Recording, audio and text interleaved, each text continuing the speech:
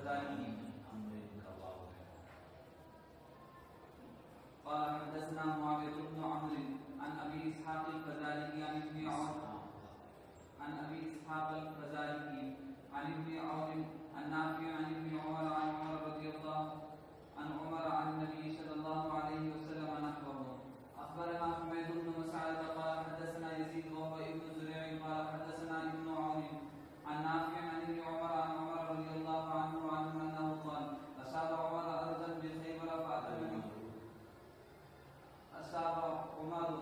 أرضا بخيبر فأتى النبي صلى الله عليه وسلم وقال أصبت أرضا ولم أصب مالا قط أنفس عندي فكيف تأمر به؟ قال إن شئت حبست أصلها وتصدق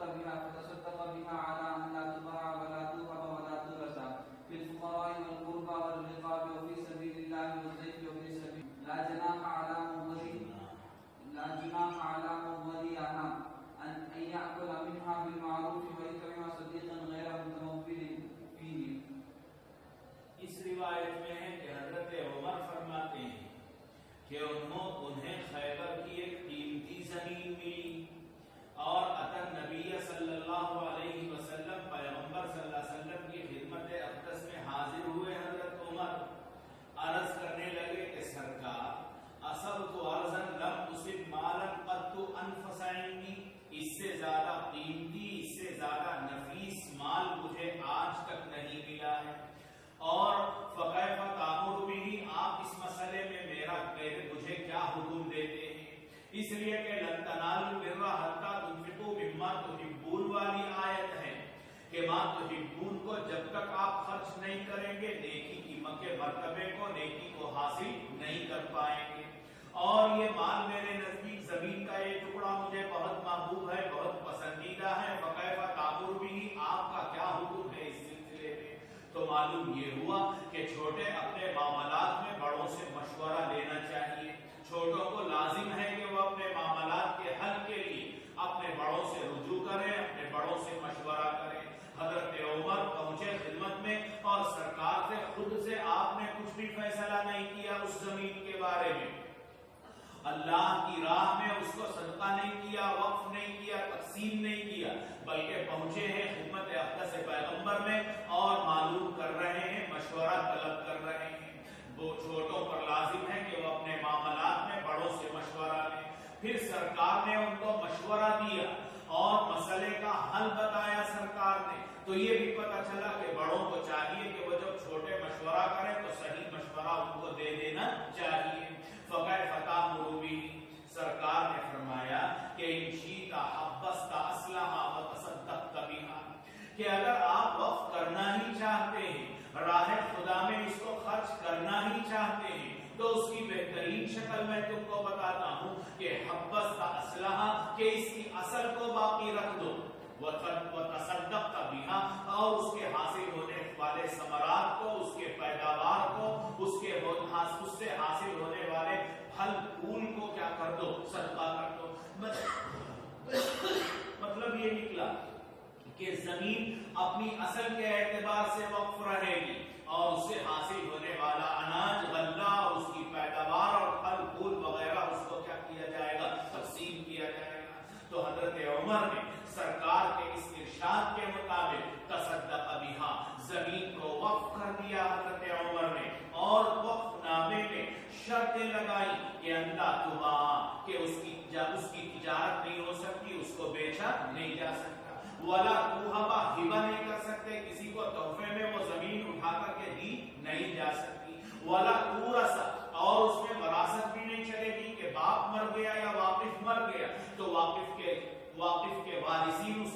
اس کے مالک بن جائیں گے، ایسا نہیں. وراثت بھی نہیں چلے گی، ہبہ بھی نہیں کر سکتے طریقے، اور خرید و فروخت بھی اس کی نہیں ہو سکتی. البتہ تصدق بہا، حضرت عمر نے اس کو وقف کر دیا. فی الفقراء والقربى والرقاب وفی سبیل اللہ والضیف وابن السبیل لا جناح علی من ولیھا ان یأکل منھا بالمعروف، جو نگران ہوگا، متولی ہوگا، ذمہ دار ہوگا اور ناظم وقف ہوگا، اس کے لیے گنجائش ہوگی اس بات کی کہ وہ اس کی پیداوار کو اپنے لیے استعمال کر سکتا ہے بالمعروف، معروف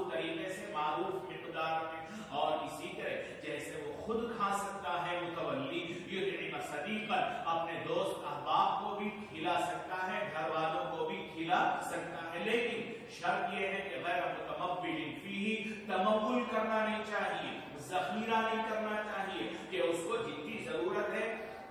اس مہینے کے لیے جتنی ضرورت ہے اتنا لے گا، آگے کے لیے ذخیرہ کر کے رکھنا، آگے کے لیے جمع کر کے رکھنا، یا اس سے حاصل ہونے والے نفع کو تجارت میں لگا کر کے اس سے فائدہ اٹھانا متولی اور ناظم وقف کے لیے جائز نہیں ہوگا۔ تو اس میں آیا کہ حضرت عمر نے مشورہ مانگا تو معلوم ہوا کہ مشورہ کرنا چاہیے، رسول اللہ نے بہترین رائے دی، بہترین فیصلہ دیا، تو معلوم ہوا کہ بڑوں کو اپنے چھوٹوں کا لحاظ رکھنا چاہیے اور چھوٹوں کا خیال رکھتے ہوئے ان کو مشورہ دینا چاہیے۔ دو باتیں ہوئی، اور ایک بات جس مقصد کے لیے امام نسائی نے یہ روایت پیش کی وہ مقصد یہ ہے کہ وقف نامہ اور وقف کی دستاویز کس طرح تحریر کی جائے گی، اس میں کن شرطوں کا تذکرہ کیا جائے گا، لا تباع ولا تورث ولا توهب، اور تصدق بها علی الفقراء والقربى وغیرہ وغیرہ، تو یہ شرطیں لکھی جائیں گی، اور اخیر میں یہ بھی لکھ دیں گے کہ جو نگران ہوگا، جو متولی اور ذمہ دار ہوگا، اس کے لیے گنجائش ہے کہ وہ محنت کرنے میں لگ جائے گا تو اس کی نگرانی نہیں ہوگی، اس لیے اس کے معاش کا بھی اسی سے انتظام ہوگا، غیر متمول لیکن حاصل کرے گا جتنی ضرورت ہے اتنی، آگے کے لیے ذخیرہ کرنا، جمع کر کے رکھنا، یہ اس کے لیے صحیح درست نہیں ہوگا۔ تو اس میں ذکر الاختلاف علی ابن عون، اس میں کیا آیا کہ لا تباع ولا توهب ولا تورث، ایک لفظ بڑھ کر کے ہے، اس سے پہلے کی روایت میں لا تباع ولا توهب ہے، اور اس سے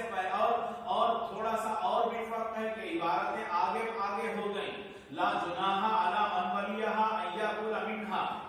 بالمعروف ویطعم صدیقا کا لفظ پڑھ کر ہے، اس میں غیر متمول فیہ بعد میں ہے، تو اس طرح تھوڑے سے فرق کے ساتھ الفاظ کا اضافہ ہوگا یا تبدیلی آگے پیچھے ہوگی۔ أخبرنا إسماعيل بن مسعود قال حدثنا بشر عن ابن عون قال وأخبرنا حميد بن مسعدة قال حدثنا بشر قال حدثنا ابن عون عن نافع عن ابن عمر رضي الله عنه أنه قال أصاب عمر أرضا بخيبر فأتى النبي صلى الله عليه وسلم فاستأمره فيها فقال إني أصبت أرضا كثيرا لم أصب مالا قط أنفس عندي منه وما تأمرني فيها قال إن شئت حبست أصلها وتصدقت بها فتصدق بها على أنه لا تباع ولا توهب وتصدق بها في الفقراء والقربى وفي الرقاب وفي سبيل الله وفي سبيل الضيف لا جناح يعني على من وليها أن يأكل أو يطعم صديقا غير متمول واللفظ لإسماعيل أخبرنا إسحاق بن إبراهيم قال حدثنا أهل السماني عن ابن عون عن نافع عن ابن عمر أن عمر أصاب أرضا بخيبر فأتى النبي صلى الله عليه وسلم يستأمره في ذلك فقال إن شئت حبست أصلها وتصدقت بها وحبس أصلها أن لا تباع ولا توهب ولا تورث وتصدق بها على الفقراء والقربى والرقاب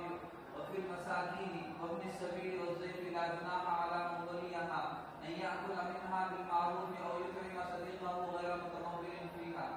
أخبرنا أبو بكر بن نافع قال حدثنا باز قال حدثنا حماد قال حدثنا ثابت عن أنس رضي الله عنه أنه قال لما نزلت هذه الآية لن تنالوا البر حتى تنفقوا مما تحبون قال أبو طلحة أن ربنا ليس لنا عن أموالنا أن ربنا لا يسألنا عن أموالنا إن ربنا لا يسألنا عن أموالنا فأشهدك يا رسول الله أني قد جعلت أرضي لله فقال رسول الله صلى الله عليه وسلم اجعلها في قرابتك في حسان بن ثابت وأبي بن كعب۔ حضرت ابو طلحہ حضرت انس فرماتے ہیں آیت نازل ہوئی لن تنالوا البر حتى تنفقوا مما تحبون والی، محبوب مال کو جب تک خرچ نہیں کرو گے تو نیکی کا درجہ پانے والے نہیں ہوگے۔ تو یہ آیت کے نازل ہوتے ہی ابو طلحہ حاضر ہوئے رسول اللہ صلی اللہ علیہ وسلم کی خدمت میں اور عرض کرنے لگے کہ سرکار ان ربنا لیسألنا عن اموالنا، ہمارے مال کا تقاضا کرتا ہے اللہ کے محبوب مال کو اس کے راستے تو اس لیے سرکار اشہدو کا یا رسول اللہ، میں آپ کو گواہ بناتا ہوں کہ انی قد جعلت ارضی للہ، کہ میں اپنے باغ کو یا اپنی زمین کو جو قیمتی ہے اور میرے نزدیک بہت محبوب ہے، فلاں حصہ فلاں زمین، اس کو میں اللہ کے راستے میں وقف کر دینا چاہتا ہوں۔ ارشاد فرمایا کہ جعلھا فی قرابتی کا، اگر تمہارا ارادہ صدقہ کرنے کا ہے، وقف کرنے کا ہے، راہ خدا میں خرچ کرنے کا ہے، تو بہترین مصرف میں بتاتا ہوں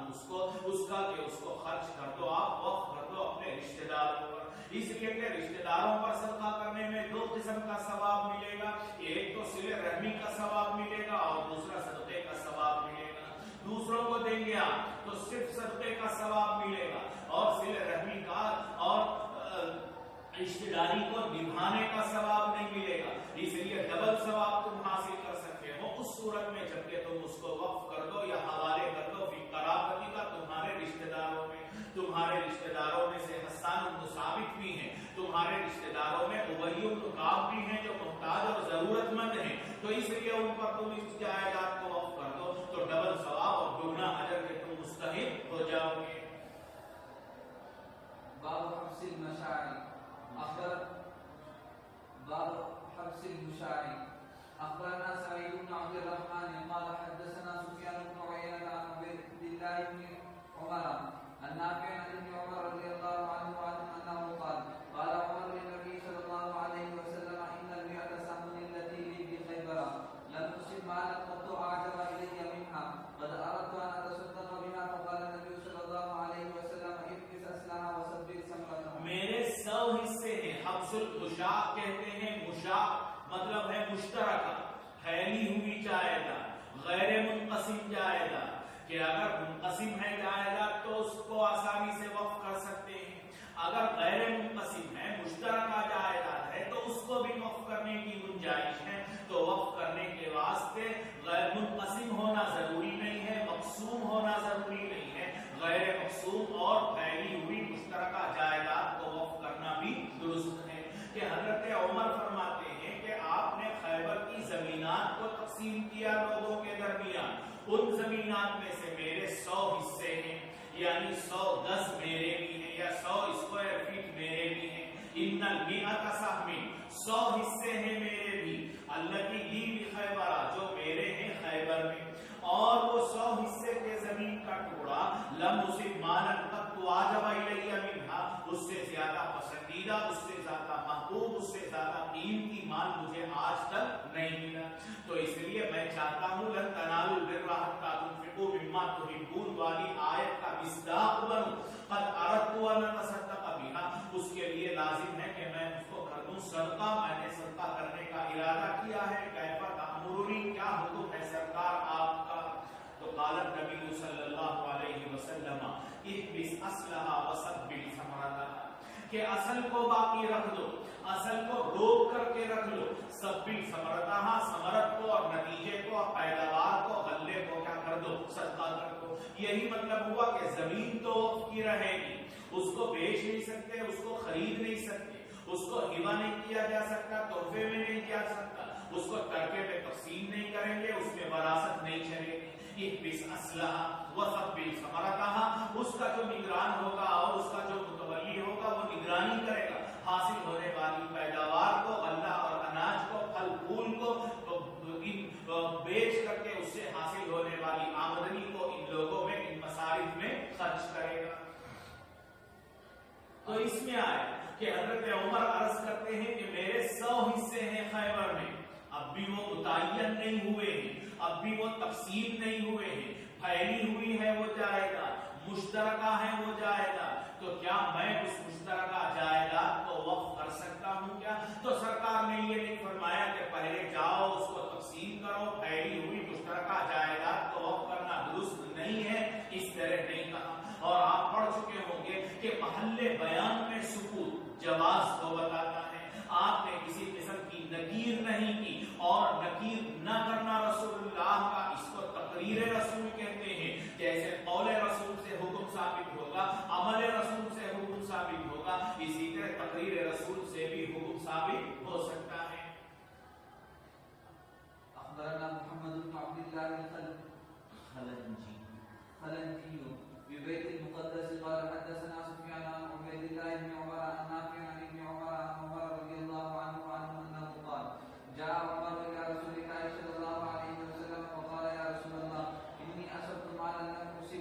مالا مثله قط كان لي 100 رأس فاشتريت بها 100 سهم من خيبر من أهلها وإني قد أردت أن أتقرب بها إلى الله عز وجل قال فاحبس أسلها وسبل سمرتها. 100 غلام تھے میرے پاس، میں نے 100 غلام کو بیچ کر کے حاصل ہونے والی آمدنی سے 100 سهم من خیبر من اہلھا، اہل خیبر کے پاس سے 100 حصے 100 گز خرید لیے. أخبرنا محمد بن مصفى بن مردود قال حدثنا بقية عن سعيد بن سالم المكي عن عبيد الله بن عمر عن نافع عن ابن عمر عن عمر رضي الله عنه أنه قال سألت رسول الله صلى الله عليه وسلم عن أرض لي بسمو قال احبس أسلها وسبل سمرتها. باب وقت المساجد. أخبرنا إسحاق بن إبراهيم قال أخبرنا المعتمر بن سليمان قال سمعت أبي يحدث عن حسين بن عبد الرحمن عن عمرو بن جعفر رجل من بني تميم وذاك أني قلت له أرأيت اعتزال الأحنف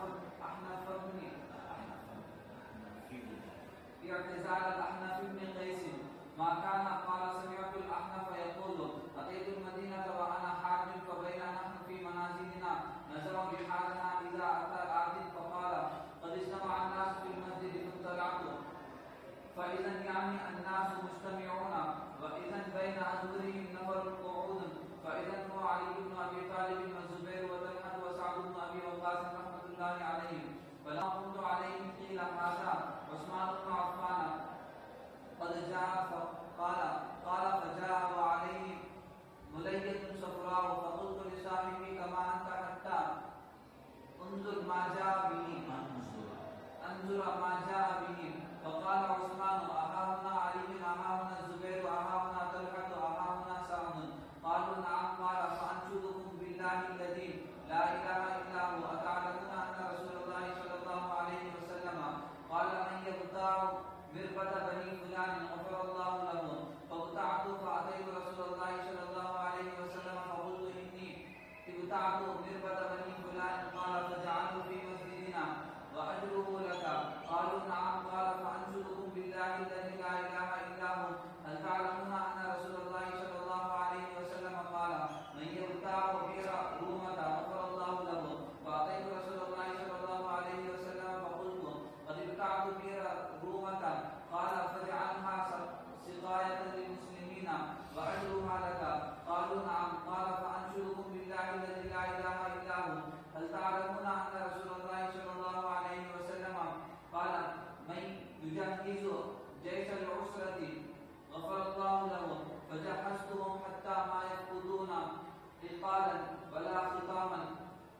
قالوا نعم قال اللهم اشهد اللهم اشهد اللهم اشهد. جائیداد کو وقف کرنا درست ہے اور وقف کی تفصیل اس طرح سے ہوگی کہ زمین اور اس کی اصل کو باقی رکھیں گے، جائیداد اور اس سے حاصل ہونے والے ثمرہ کو اور نتیجے کو تقسیم کر سکتے ہیں، بیچ سکتے ہیں، یہ بتا دیا. اب اسی کی ایک شکل یہ بھی ہے کہ آپ جائیداد وقف کر سکتے ہیں مسجد کے لیے، جیسے مسجد کے لیے وقف کر سکتے ہیں ایسے ہی مدرسوں کے لیے اور دوسری چیزوں کے لیے بھی، دوسرے امور کے لیے بھی وقف کرنا درست ہے، جائز ہے. وقف المساجد، مسجد کے لیے وقف کرنا جائیداد کو اور زمین خرید کر کے مسجد بنا دینا، یہ بھی درست ہے، صحیح ہے، جائز ہے. حضرت عمر بن جابان فرماتے ہیں جو بنو تمیم کے ایک بنو تمیم قبیلے سے تعلق رکھتے ہیں، عمر بن جابان، ان سے مروی ہے کہ وہ فرماتے ہیں انی قلت له، حسین بن عبد الرحمن فرماتے ہیں کہ انہوں نے عمر بن جابان سے عرض کیا، انی قلت له، انی کا ترجمہ ہے حسین بن عبد الرحمن، تو حسین بن عبد الرحمن عمر بن جابان سے پوچھتے ہیں کہ ارائیت اعتزال الاحنف بن قیس ما کان، احنف بن قیس کے اعتزال کی کیا وجہ ہے؟ مسئلہ اس زمانے کا تھا جب حضرت عثمان کے زمانے میں اختلاف رائے ہو گیا اور فتنہ پھیلنے لگا اسلام کی مملکت میں، مدینے میں بھی فتنہ ہوا، انتشار کی کیفیت ہوئی، تفصیل آپ پڑھ چکے ہیں. اور اس کے بعد حضرت عثمان شہید کر دیے گئے، حضرت علی خلیفہ بنائے گئے، اور حضرت امیر معاویہ جو اس وقت شام کے گورنر تھے حضرت عثمان کی طرف سے، ان کا خیال تھا کہ حضرت عثمان کے قاتلین سے فوراً قصاص لینا چاہیے، اور حضرت امیر معاویہ حضرت علی یہ چاہتے تھے کہ انتشار کے زمانے میں اگر قاتلین سے قصاص لیا جائے تو اور فتنہ پھیلے گا، تو حضرت علی کی رائے یہ تھی کہ اس انتشار کو ختم ہونا چاہیے، بعد میں چل کر کے اطمینان کے زمانے میں قصاص لے کے قاتلین سے۔ حضرت معاویہ کا خیال یہ تھا کہ فوراً قصاص لینا چاہیے، انتظار نہیں۔ تو یہ اختلاف ہوا معاویہ اور حضرت علی میں، تفصیل بھی آپ کو پتہ ہے۔ تو اس زمانے میں بعض صحابہ حضرت علی کے ساتھ تھے، بعض حضرت معاویہ کے ساتھ تھے، اور چند صحابہ غیر جانبدار تھے، نہ ان کا ساتھ دے رہے تھے نہ ان کی تعلیم کر رہے تھے۔ انہی میں سے ایک احنف بن قیس بھی ہیں کہ احنف بن قیس دونوں سے الگ ہو گئے تھے، نہ انہوں نے علی کی تعلیم کی نہ حضرت معاویہ کا ساتھ دیا، اپنے خیال کے مطابق، اپنی رائے کے مطابق۔ تو حسین بن عبد الرحمن پوچھتے ہیں عمرو بن جاوان سے کہ کیوں حضرت احنف بن قیس لوگوں سے علیحدہ ہو گئے، کیا وجہ تھی اس کی علیحدگی کی، کیا وجہ تھی کہ انہوں نے معاویہ کی بھی تائید نہیں کی، علی کی بھی تائید نہیں کی، کیا وجہ تھی؟ قال، تو عمر بن جاوان فرمانے لگے کہ سمیعت الاحنف یقول، میں نے احنف بن قیس کو فرماتے ہوئے سنا ہے کہ وہ فرماتے ہیں احنف بن قیس کہ اتیت المدینہ، مدینہ حاضر ہوا میرا ارادہ حج کا تھا، حج کو جاتے ہوئے راستے میں مدینہ پڑتا تھا تو مدینے میں میں حاضر ہوا، اور فرماتے ہیں احنف بن قیس کہ ہمارا قافلہ مدینہ پہنچا، اور فبینا نحن فی منازلنا نزعوا رحالنا کے ایک جگہ ہمارا قافلہ اترا، اور اب بھی ہم اپنے کجاوے کو اونٹ پر سے سامان کو اتار ہی رہے تھے، اذا اتا آتی، ایک شخص آیا اور آ کر کے اس نے اعلان کیا کہ قد اجتمع الناس فی مسجد، کہ لوگ جمع ہو گئے ہیں مسجد نبوی میں، ابھی ہم پہنچے ہیں مدینے کو اور سامان اپنے اونٹنیوں پر سے اتار ہی رہے تھے، ایک شخص آ کر کے ہمارے قافلے میں اعلان کرنے لگا کہ قد اجتمع الناس فی مسجد، مسجد نبوی میں لوگ جمع ہو گئے ہیں، فاطلعت، فرماتے ہیں احنف بن قیس اس اطلاع پر میں فوراً وہاں پہنچا، فَإِذَا یعنی النَّاسَ مُجْتَمِعُونَ، دیکھا کہ لوگوں کا ہجوم ہے، لوگ جمع ہوئے ہیں، وَإِذَا بَيْنَ أَظْهُرِهِمْ، یہ بھی دیکھا کہ اس ہجوم کے درمیان میں نفر قعود، چند لوگ بیٹھے ہوئے ہیں، نفر کہتے ہیں 3 سے 9 تک کے افراد کو، تو کچھ لوگ درمیان میں بیٹھے ہوئے ہیں، اور لوگ اطراف میں کھڑے ہوئے ہیں، وَإِذَا بَيْنَ أَظْهُرِهِمْ نَفَرٌ قُعُودٌ، میں نے دیکھا کہ بیٹھے ہوئے کون لوگ ہیں، جھانک کر کے دیکھا تو وہ حضرت علی ہے، حضرت زبیر ہیں، حضرت طلحہ ہیں، حضرت سعد بن ابی وقاص رضی اللہ عنہم اجمعین ہیں، یہ حضرات عشرہ مبشرہ میں سے ہیں۔ تو فلما قمت علیہم، تو میں بھی لوگوں کے ساتھ کھڑا ہو گیا، درمیان میں صحابہ کی یہ جماعت مختصر سی بیٹھی ہوئی تھی، اطراف لوگ کھڑے ہوئے ہیں انتظار میں، تو اچانک آواز آئی کہ ھذا عثمان بن عفان قد جاء، کہ حضرت عثمان آ رہے ہیں، تشریف لا رہے ہیں۔ راوی حضرت احنف بن قیس فرماتے ہیں کہ فجاء، حضرت عثمان تشریف لائے، وعلیہ ملیۃ صفراء، چھوٹی پیلی چادر اوڑھے ہوئے ہیں، ملیت کہتے ہیں چادر کو، چھوٹی چادر کو، اس سے استدلال کیا بعض لوگوں نے کہ رومال اوڑھنا چاہیے، اسی لیے علماء کا ایک شعار ہے، علماء کے لباس کا ایک حصہ ہے رومال، تو علیہ ملیۃ صفراء، پیلی رومال، پیلے رنگ کی، زرد رنگ کی ایک چھوٹے سے کی چادر کو انہوں نے اوڑھ رکھا تھا حضرت عثمان نے۔ فقلت لصاحبی، تو اب لوگ کھڑے ہوئے ہیں، حضرت عثمان آئے ہیں، تو حضرت احنف بن قیس بھی کھڑے ہوئے تھے، سامنے ان کے ایک دوسرے صاحب کھڑے ہوئے تھے، تو حضرت احنف بن قیس نے اپنے سامنے رہنے والے سے کہا کہ کما انتا، جیسے آپ کھڑے ہیں ویسے ہی کھڑے رہو، حرکت نہ کرو، اس لیے کہ آپ ادھر ادھر کریں گے سر اپنا، حرکت دیں گے اپنے سر کو تو سامنے کیا ہو رہا ہے برابر سے نظر نہیں آئے گا، تو کما انتا، جیسے ہیں آپ ویسے ہی کھڑے رہو، حرکت نہ کرو، حتی انظر ما جاء بہ، تاکہ مجھے پتہ چل جائے کہ حضرت عثمان کیوں حضرت عثمان تشریف لائے ہیں اس کو معلوم کرنا چاہتا ہوں میں، اس لیے آپ جیسے ہی ویسے ہی کھڑے رہو، حرکت نہ کرو۔ تو حضرت عثمان تشریف لائے، لوگوں کے کا مجمع ہٹا، بیچ میں پہنچے حضرت عثمان اور پہنچ کر کے پوچھنے لگے اہاہنا علی، اہاہنا الزبیر، اہاہنا طلحہ، اہاہنا سعد، یہ سب حضرات یہاں موجود ہیں کیا؟ قالوا نعم، لوگوں نے عرض کیا ہاں سب کے سب موجود ہیں۔ تو جب سب کے ہونے کی اطلاع ہوئی حضرت عثمان کو، تو لوگوں سے حضرت عثمان نے خطاب کیا اور کہ پوچھنے لگے لوگوں سے انشدکم باللہ الذی لا الہ الا ھو، اللہ کی قسم دے کر کے میں تم لوگوں سے پوچھتا ہوں، کیا تمہیں اس بات کا علم ہے کہ ایک مرتبہ رسول اللہ صلی اللہ علیہ وسلم نے مسجد نبوی میں اعلان کیا تھا، جب مسجد نبوی مصلیوں کے لیے تنگ ہو گئی تھی، مصلیوں کی تعداد بڑھ گئی تھی اور اس میں سہولت نہیں تھی عام مصلیوں کے لیے، تو سرکار نے ایک مرتبہ اعلان فرمایا تھا مسجد نبوی میں کہ من یبتاء مربد بنی فلان، کہ بنو فلاں کے استبل کو کون خرید کر کے اللہ کے لیے مسجد کے لیے وقف کر دے گا۔ من یبتاء مربد کہتے ہیں استبل کو جہاں گھوڑے وغیرہ باندھے جاتے ہیں، یا مربد کہتے ہیں کھلیان کو جہاں کھیت سے اور باغ سے غلہ اور پھل کو توڑ کر کے جمع کیا جاتا ہے۔ تو مربد بنی فلاں کے کھلیان کو کون خریدے گا اللہ کے واسطے، اور جو خریدے گا اس کے لیے میں خوشخبری سناتا ہوں کہ غفر اللہ لہ، اللہ اس کے تمام گناہ کو معاف کریں گے، مغفرت کر دیں گے۔ یہ خبر جب سرکار نے اس کا اعلان کیا تو حضرت عثمان فرماتے ہیں کہ اس اعلان کے بعد فبتعتہ،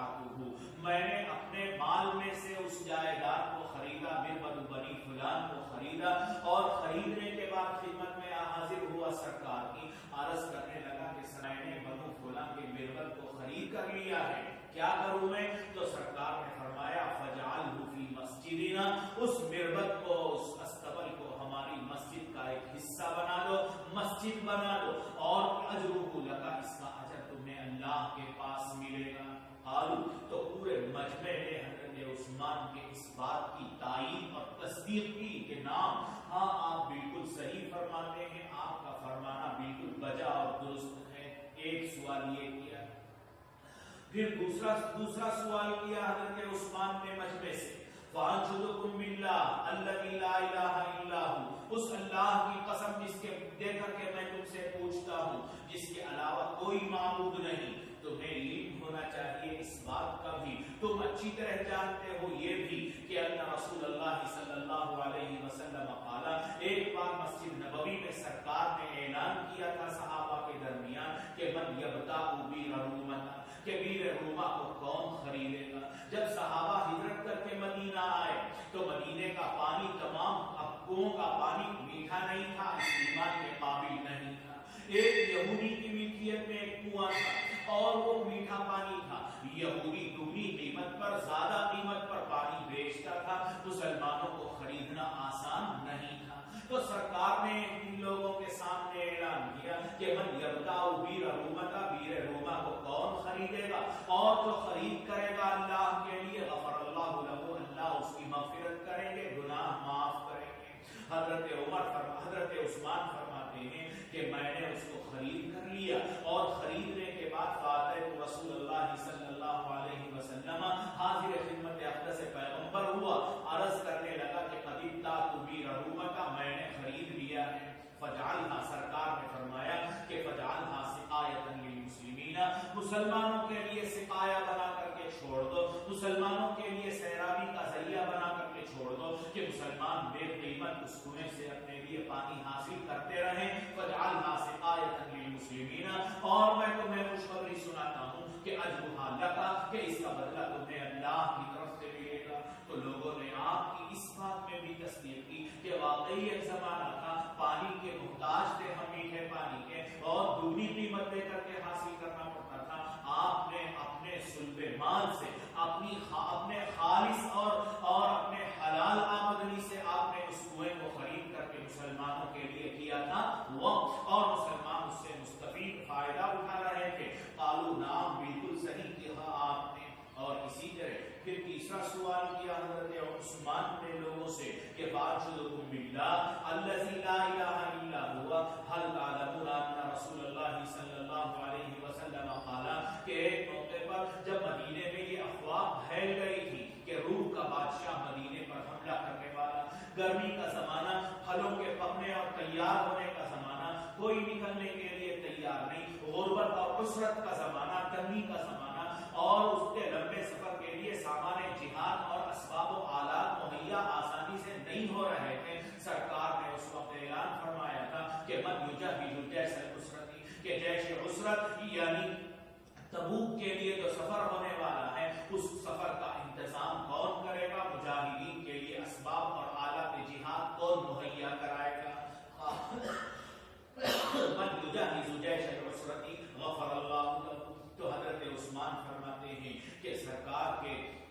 اس اعلان کے بعد فجہزتہم، میں نے قافلے والوں کے لیے سامان کا انتظام کیا، چھوٹی سی چھوٹی چیز بھی مہیا میں نے کی، بڑی سی بڑی چیز کا بھی میں نے کیا انتظام، حتی ما یفقدون عقالا ولا ختاما، عقال بھی مہیا کیے میں نے، ختام بھی مہیا کیے میں نے۔ عقال کہتے ہیں وہ رسی جس سے پیر اونٹ کے باندھے جاتے ہیں، اور ختام کہتے ہیں وہ رسی جس کو ناک میں ڈالی جاتی ہے۔ تو چھوٹی سی چھوٹی چیز بھی میں نے مہیا کی، پورا انتظام کیا، اور پھر سرکار کے سامنے وہ تمام انتظامات میں نے پیش کر دیے، اسباب پیش کر دیے۔ صحابہ تو لوگوں کا جو مجمع تھا مسجد نبوی میں اس وقت، انہوں نے کہا کہ نام بالکل آپ کا فرمانا صحیح ہے۔ قال، حضرت عثمان نے فرمایا اللہم اشہد اللہم اشہد اللہم اشہد۔ تو اس روایت کو وہ امام نسائی نے پیش کیا، لمبی روایت کو، اس میں اتنی بات ہے کہ حضرت عثمان نے مسجد کے لیے زمین کو